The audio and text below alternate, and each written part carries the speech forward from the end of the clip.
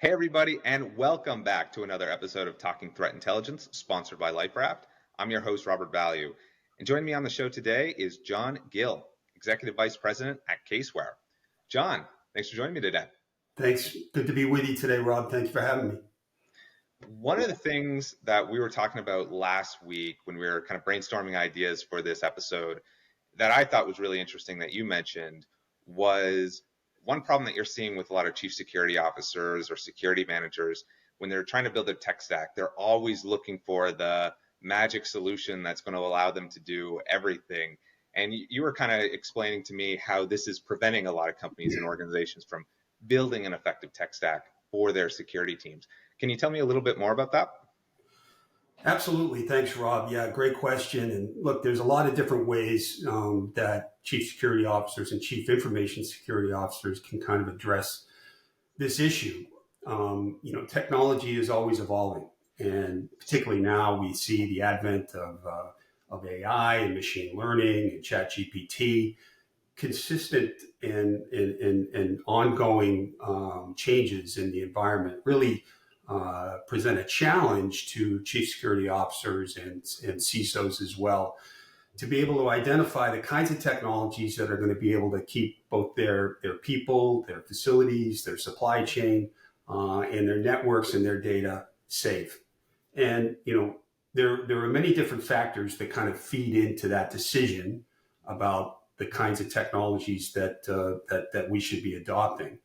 And one of those things is to kind of take a little bit of a step back, is to make sure that from a programmatic standpoint, that chief security officers and CISOs are actually identifying what their program needs and requirements are, right? So they need to be able to have a clear, well-structured plan, and so that they can better identify the kinds of technologies that would support that plan. So they need to assess what their security needs are for their organization, and then be able to kind of undertake what are the technologies that are going to be able to best support those particular kinds of needs.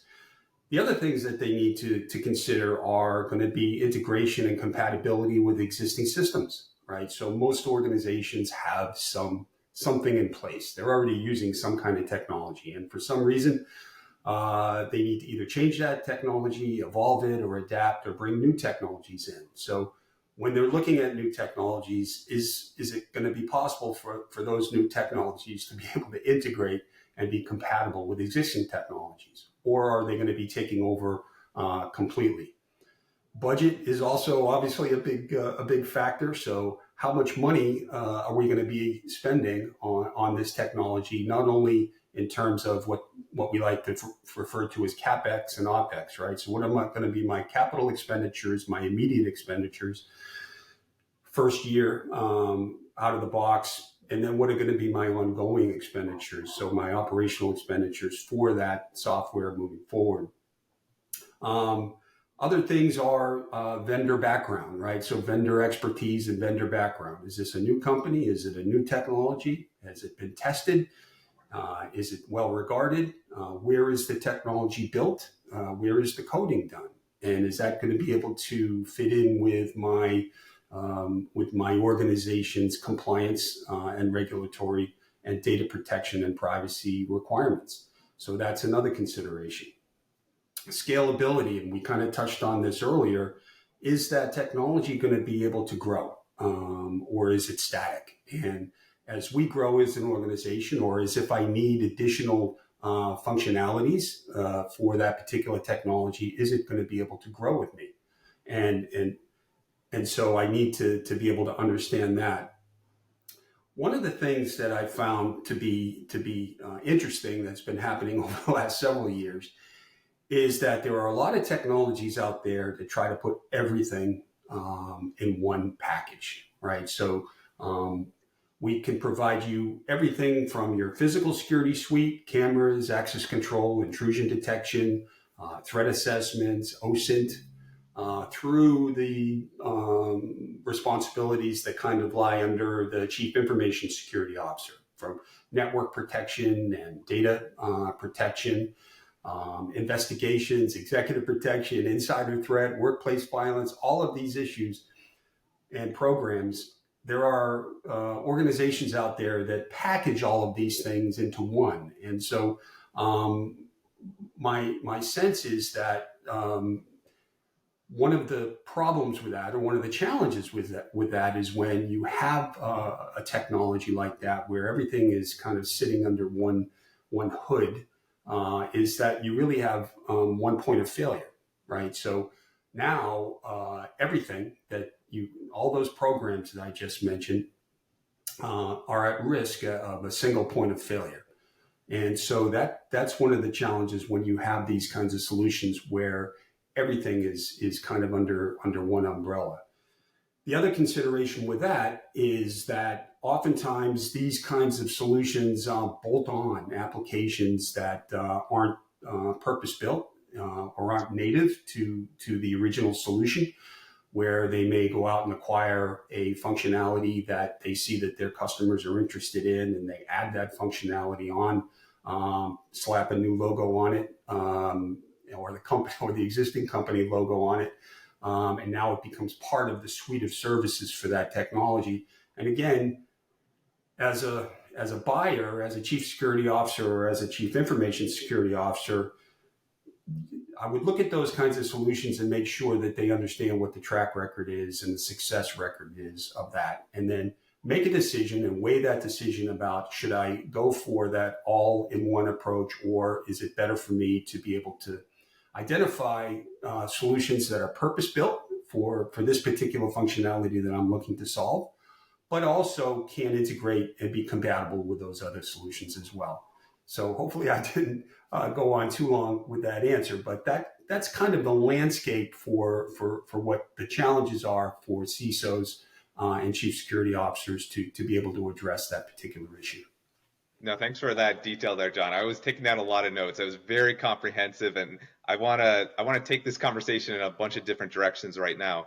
But I think the first thing that kind of pops into my mind would be, I'm putting myself in the position of a chief security officer or a security manager at a big company, and I'm thinking to myself, okay, that sounds great. Like one of the things you said in our conversation previously, going for best of breed for everything. But some of the objections that I could think of would be, well, it might be more expensive to have a bunch of these different applications, or the training time, learning to run all these different applications. And it's really convenient to have kind of one frame of glass where I can just kind of go in and check out one application rather than logging into a bunch of different software solutions. So how do you kind of respond to CISOs or security managers that might bring you those objections?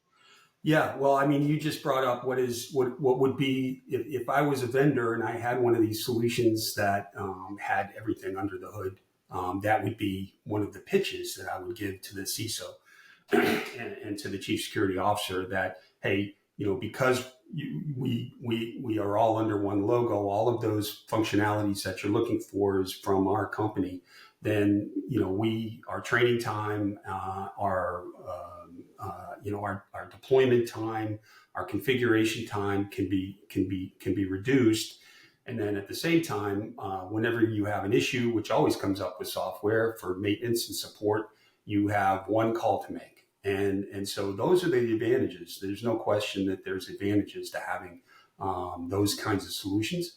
But I also wanted to make sure that we point out what the challenges are for those solutions as well. That sometimes one size doesn't fit all. Sometimes it's better for the security professionals to kind of take a step back and understand, do each of those functionalities that address cameras, access control, intrusion detection, alarms, investigations, OSINT, and threat and risk assessment, do each of those work functionally and sufficiently well for me, or not? And do I need to go out and find the best of breed in each of those solutions?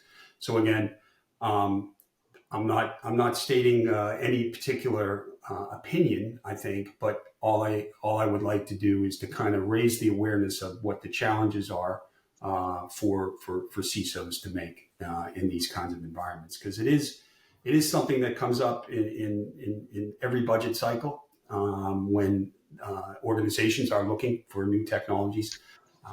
This is one of the challenges that they have, because there are a lot of solutions out there that continue to kind of amalgamate the different functionalities and put them under one umbrella.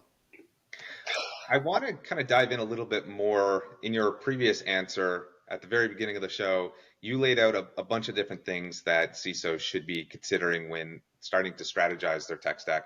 And one of the first things that you were talking about was just understanding what is the objective of their program, and then kind of designing the tech stack from there once they have that mission in mind.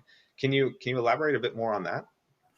Absolutely. So it's not a new term, but it's the term that is most ubiquitous in the security arena, and that is risk, right? So risk is the number one area of responsibility for chief security officers and CISOs.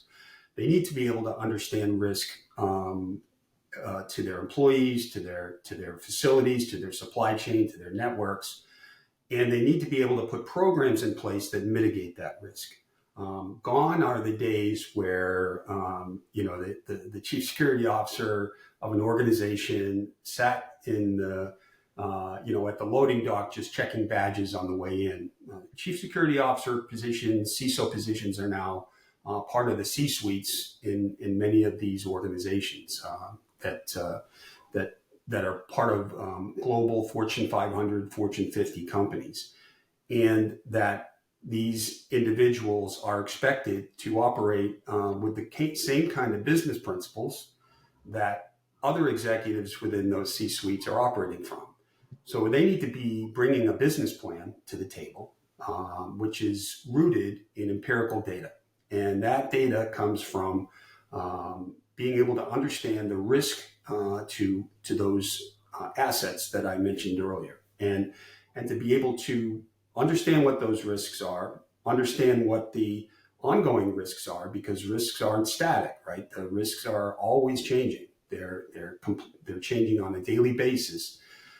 All we have to do is take a look at the weather that's happening, around the world now, to know how different kinds of risk impact our businesses on a daily basis. So having the ability to understand that, put a plan together to mitigate those risks, and what are the technologies that I need to be able to help me address those risks. So all of this needs to be put into a comprehensive and well-considered plan.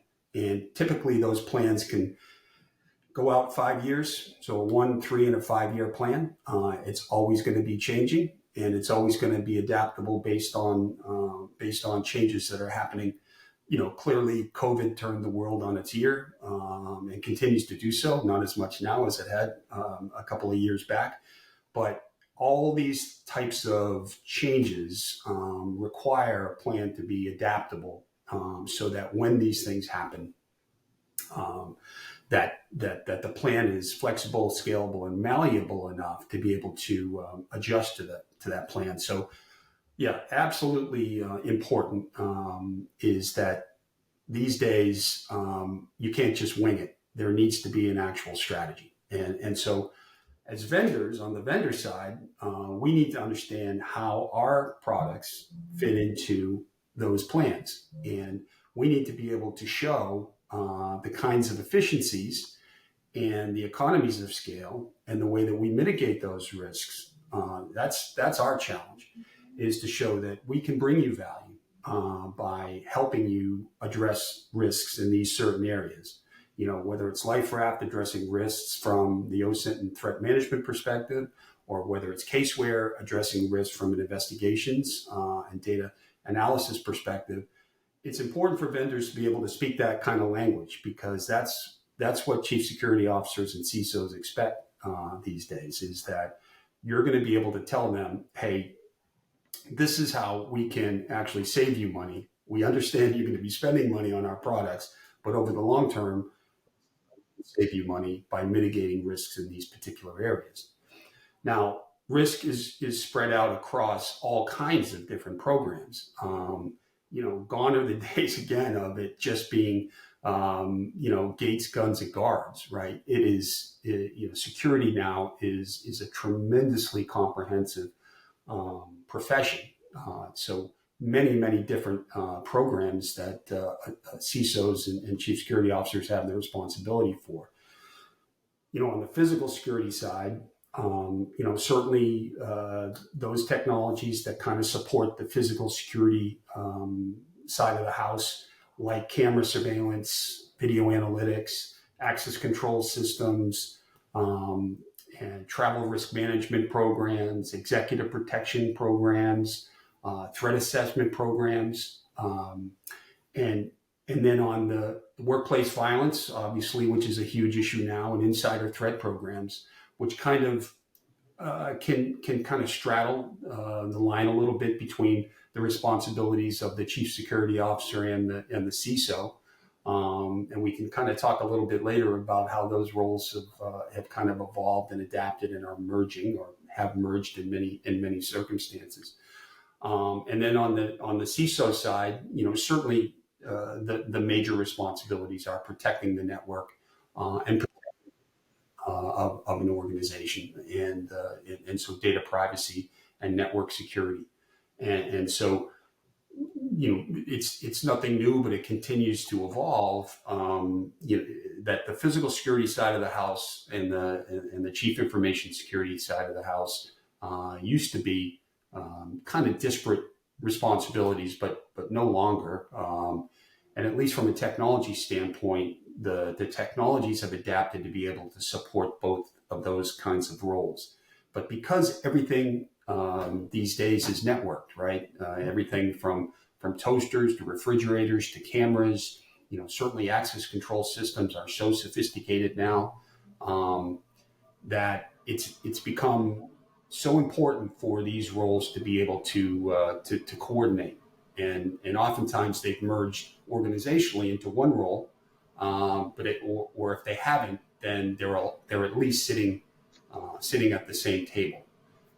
But technology can help bridge those two previously disparate areas, right? Technology can kind of help build that bridge between what used to be a disparate area, physical security and network security, to be able to support all of those programs that I mentioned. But to kind of circle back to the point of your question, all of that is built upon a foundation of strategy and a business plan that puts forth a strategy that speaks to the risk and what are the technologies and the plans and the activities that we will undertake to address those risks, both current and emerging.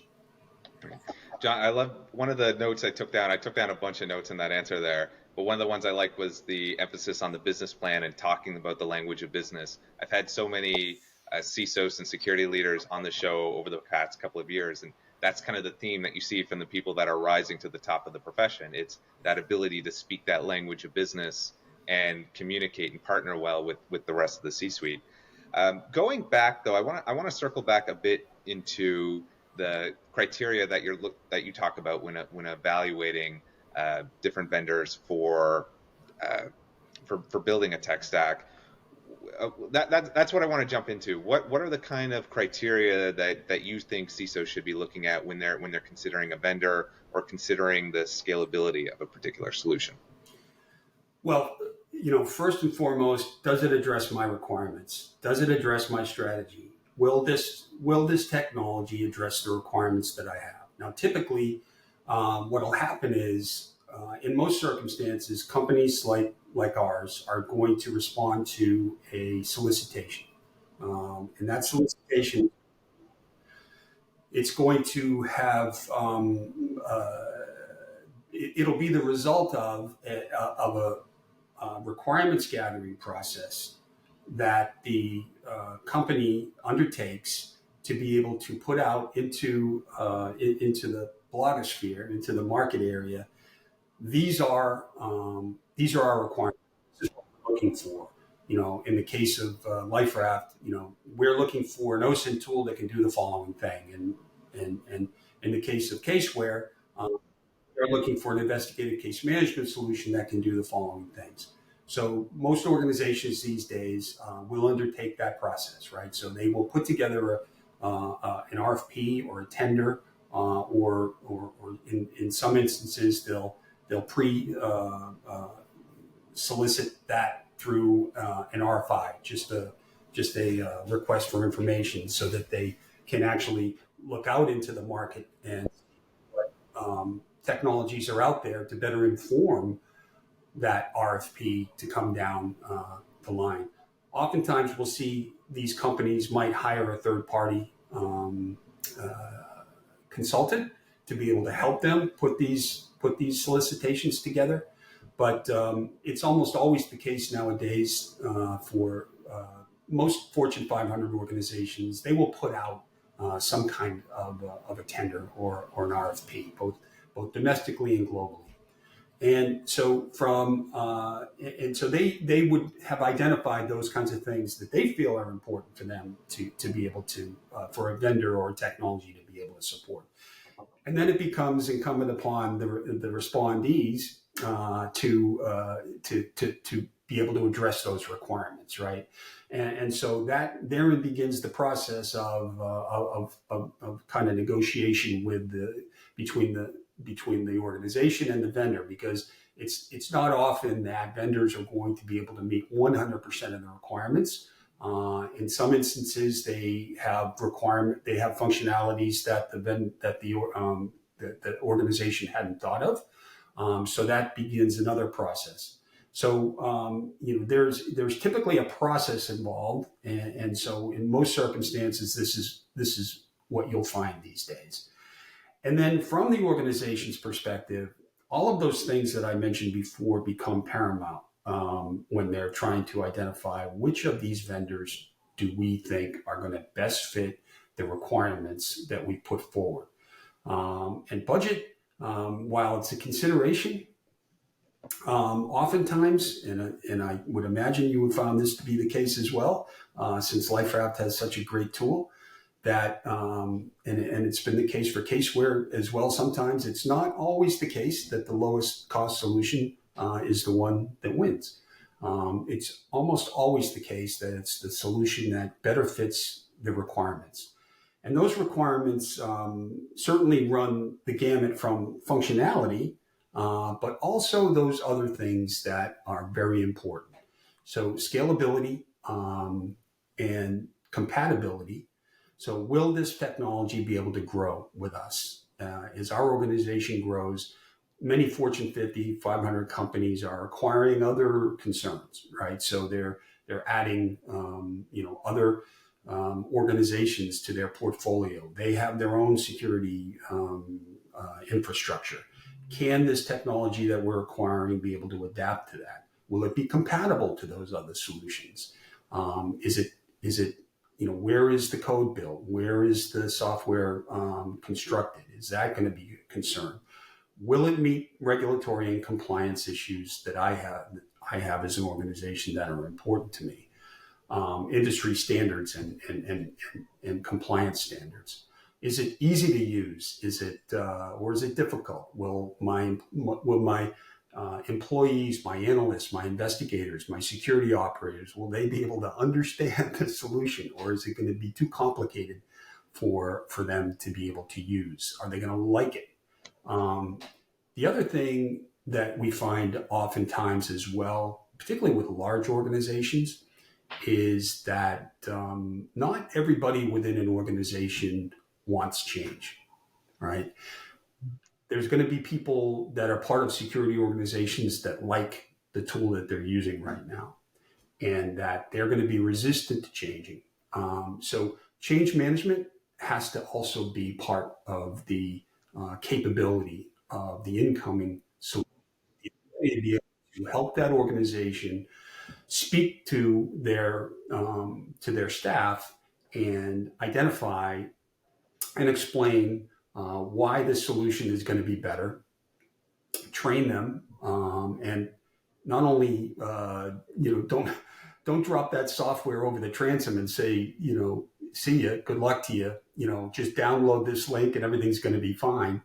But will this organization stay with me, and will they be there months from now when there's a support issue or a maintenance issue or when there's a bug in the software? Will they be there? So understanding what the track record has been of that organization in terms of being able to respond to that. Typically, in most of these solicitations that I spoke of earlier, there's going to be a request for references. You see Life Raft, we certainly see it a case where that customer is saying, hey, put us in contact with some of your customers so they can tell us something about your solution. Or they'll send an actual document that they would ask for your referring customer to send back to them that will outline a number of different areas of compliance and different requirements, and a score that measures their happiness or unhappiness with your solution. So typically that's also part of it as well. So all of those kind of factor in to an overall decision that the customer will have to make. So it's incumbent upon vendors to be able to understand that the other side of the equation, right? So it's it's very important from a selling perspective that you have people that understand that other side, understand the customer side, have sat in those seats, understand their challenges, and so that when these types of issues come up, that they can address them from a position of experience. So, John, that was a lot there. I got a bunch of chicken scratch in my notes here. Let's see if I can read these off to summarize. In Vendors should be meeting industry standards. The solution should be easy to use. You should like using it. Compatible with a lot of your existing technology. Change management should be a consideration. Is the software vendor going to actually be communicating with your staff members, teaching them how to use the software, not just going to be hands off? Is the service going to be around in a couple of years, and seeing how long of a track record did they have? And do they have actual industry experience on staff? Does that sound like a fair summary of what you just said there? I would just add two more things, Rob. Just scalability, right? So the ability to grow as the company continues to grow and as the infrastructure grows. So they add more employees, they add more facilities, they extend their supply chain. All of that's going to require a solution that can scale. And then also compatibility with existing systems. So typically, your large platforms are going to have to connect to something, right? You're going to have to integrate to something. I can tell you from Caseware's perspective, and this is the basis of our partnership with LifeRaft, we are connecting with each other. We're integrating with each other. Can our solutions talk to each other seamlessly, or is it going to be kludgy and buggy? And is this going to cause problems? So is your solution, does it have open architecture?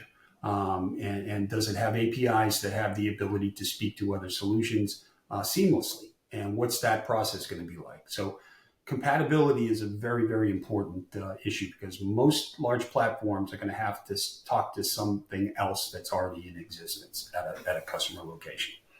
That's a very important point to keep in mind. One of the things that you mentioned earlier, John, was that you wanted to elaborate on was that convergence right now that you're seeing between the physical world and the technology world, and what that means for CISOs. Can you elaborate a bit more on that? Yeah, absolutely, and it's not new, right? But it continues to evolve as our technologies continue to evolve. But it used to be the case where the chief security officer oversaw the physical security side of the house. And then the chief information security officer oversaw the network and data security side of the house. And those parts of the organization kind of went down their paths and spoke to each other when they needed to speak to each other, and fulfilled their requirements. And oftentimes, met maybe weekly or biweekly. But those days are gone, right? So, I mean, and they've been gone for a while, but it continues to adapt. So those roles are now converged, certainly from a technology perspective, but from an organizational perspective, oftentimes they're still kind of struggling with being able to identify the best way to merge those roles. So lots of organizations out there have kind of figured that out, and they found a way organizationally to structure those two previously disparate areas. But some are still on a pathway to kind of bringing that together from a convergence perspective.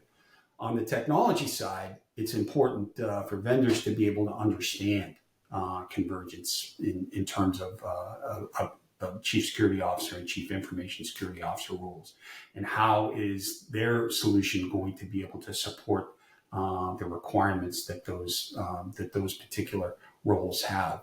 And it's absolutely the case, I'm sure, with LifeRaft as it is with Caseware or any solution that's going to sit on a company's network.